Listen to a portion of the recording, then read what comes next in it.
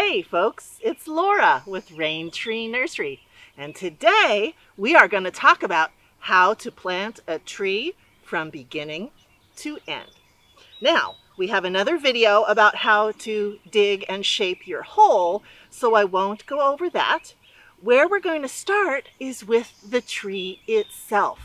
The first thing you want to do before you plant your trees or bare root bushes is soak the roots of the tree in water. You can soak trees for 8 to 12 hours, up to 24 hours if you need to. For bushes, you only need to soak them a couple of hours because their roots are considerably smaller. Once you've soaked your tree, I soaked this one overnight, you want to take a look at the structure of the tree and make sure it's alive and healthy before you put it in the ground. So before we actually put the tree in the ground, let's take a look at the structure of the tree because that will help us know how to plant it. On the bottom of the tree, you see the root stock. And we see two kinds of roots here. We see anchorage roots, which are thicker, and we see feeder roots, last year's feeder roots, which are thinner. We have a really nice mix of these two different kinds of roots on this little tree. And it doesn't matter if some of these larger ones are broken, doesn't matter at all. You can just clip them off if you have to. This is a nice proportion of roots to the top of the plant. Sometimes you have less roots and a larger top. You might want to prune the top a little bit, but this is a really nice proportion. Attached to the rootstock is the actual named variety of the tree, the scion wood. The grafter attached these two pieces, the scion wood and the rootstock, together at the graft union. It's really important for you to pay attention to where the graft union is in the planting process so you don't inadvertently bury the graft union. That confuses the tree and causes it to waste a bunch of energy. Right here, I'm seeing a little bit of sprouting at the roots under the graft union. This is not good. It's not catastrophic, but you definitely don't want to let this go on. You want to go ahead and just clip off any of these upright suckers so that you keep the roots going down and not attempting to take over the top of the tree by creating their own uprights. If you see any suckering below the graft union, cut it off as soon as you can. Once again, it weakens the tree. And so here we go. I can see my little tree is beginning to bud, so I know that it's alive. But if I didn't see any life, if it was still very firmly dormant, I would want to do the scratch test to make sure that the cambium underneath the bark was still green and alive. I would take my thumb and very gently pull back just a little bit of the bark and look to see, is it green under there? And yes, I can see it is. I would do that in several different places to make sure that I can see green all above the graft union. Even if you only have that much green above your graft union, your tree can still come back. It's not optimal, but you never want to give up on a tree that has even a little bit of green cambium above the graft union. So when I'm ready to plant a tree, I try to make sure that I have everything I'm going to need right here with me so this can happen quickly and easily. The first thing I'm going to do is I'm going to add organic matter to my hole. I like to use manure. You can use bagged manure, steer manure, chicken manure. You could add bagged compost if you had to, but try to avoid anything that has fertilizer in it. We really don't want to push the tree too hard its first year of establishment in the ground. I like to make sure that 1/3 of my hole is full of organic matter and 2/3 of my hole is full of soil that came out of the hole, unless you're working with a very difficult soil, and that's not the topic of this video.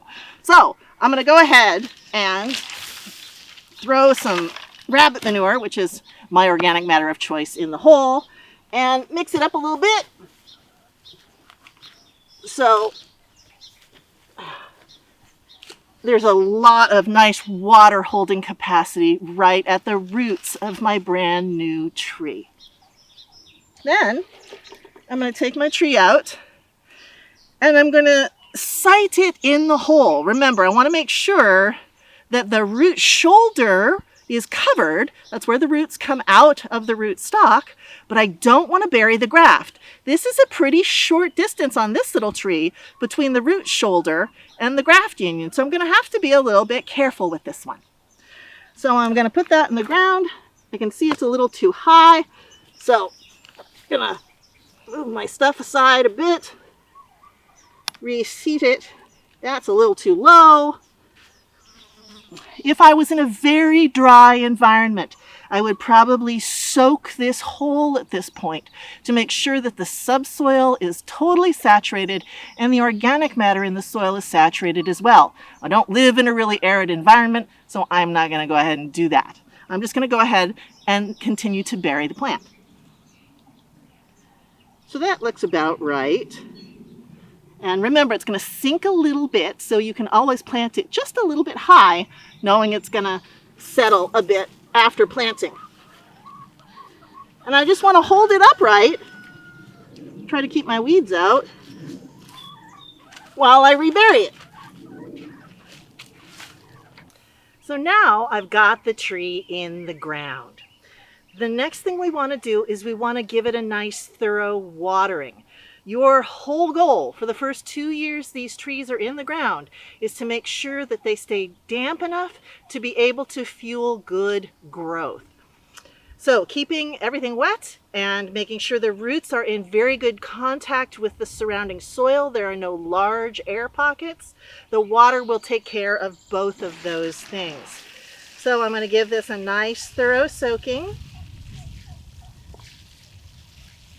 Make sure that everything is settling properly. Everything's soaking in nicely. That's a good sign. You'll notice I've made kind of a well effect with the surrounding soil. It's a little taller on the edges than it is in the center, because when I apply my water, I want it to all go straight to the root zone. As the tree gets bigger and the branches get wider, then the roots go out to the drip line of the branches. So once the tree's more mature, I would not water right at the trunk like this. But with this little baby tree, that's right where it needs that water. All right. So I can see that the level of my tree is good. The root shoulder is covered. The graft union is uncovered. Now I'm going to add a little bit more organic matter to the top. Once again, help keep that moist. And then I'll water that in as well. Another thing we do to help support our young little tree is to add a stake. The kind of stake that you use really depends on how big the tree is you're working with and how many different things the tree might have as a problem as it's really getting anchored. If you're on a windy site, if you have kids running around, if you have dogs or lots of pets, you might want to use a T-post. I don't have any of these things in this area, so I'm just going to go ahead and use a little bamboo stake. Now, the goal here is just to provide a tiny bit of support. You don't want the tree to become dependent on the support post, so you don't really want to just, tie it to there and expect that it's going to stay there forever. But you do want to avoid any just leaning that might eventually get excessive. So, there we go. A little bit of support. The last type of support we want to offer this young tree is mulch. And I like to put down 2 kinds of mulch. Mulch does a number of things for a young tree. It helps shade the soil so the soil can stay cool, which will drive the biological activity that needs to reestablish since we've gotten it all hamajanged by digging around in here. It helps keep the soil moist by shading the soil from the sun. I love to use cardboard as my first layer of mulch because cardboard brings in the mycelial network, this underground mushroom highway that helps move water and nutrition laterally, sideways through the soil. So reestablishing this fungal network is very important to the life and the health of this new tree. I like to put down uncolored cardboard if I can find it. And I want to go ahead and use 2 layers on the ground next to the tree. We're going to put these 2 layers down, but we're going to leave a space so that we don't bump them right up against the tree. We're going to put a little bit of our wood chips on the base here, but most of our wood chips are going to go on the cardboard, and that's going to keep the roots shaded and cool, drive that natural fertility, and give this tree everything it needs to get a really great start. I went ahead and wet down the cardboard because every stage of this process means you want to make sure that every piece is wet, layer upon layer of moisture. Now, as an optional step, if you have access to burlap bags, these are really fabulous on top of your cardboard. The burlap will stay wet better than the cardboard will, and it will help keep the cardboard wet. And then we're going to put our wood chips on top of the burlap bags if you have them, or straight on top of the cardboard if you don't. That's how it goes. So just laying these down in a random way, and then of course if we're using these, we'll wet them down as well. And last but not least, we're going to apply mulch to the surface of everything we've put around this beautiful little tree. I don't want to sound like a broken record, but the mulch is going to shade the soil. It's going to keep it moist. It's going to, again, invite biological activity and the mycelial network because they love wood chips. This is going to give your tree every opportunity to really shine. Now, when I apply this mulch, I want to make sure that I do it in a donut shape and not a volcano shape. I do not want to pile the mulch up against the tree itself. I do not want to bury the graft. So I'm just going to very gently put a thin layer of mulch down at the base, under here, so that shades the soil there. But the body of the mulch is going to be kind of a donut shape. It's going to be wider in the center.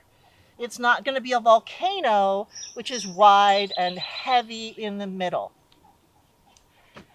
And there you have it. Now, and here we have it, a beautifully planted tree ready for success.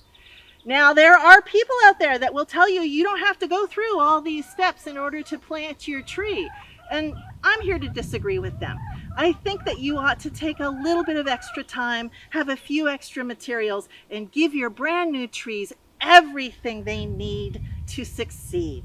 Thanks for joining us. It's Laura with Rain Tree Nursery and how to plant a tree for success. Look at you. You are so beautiful.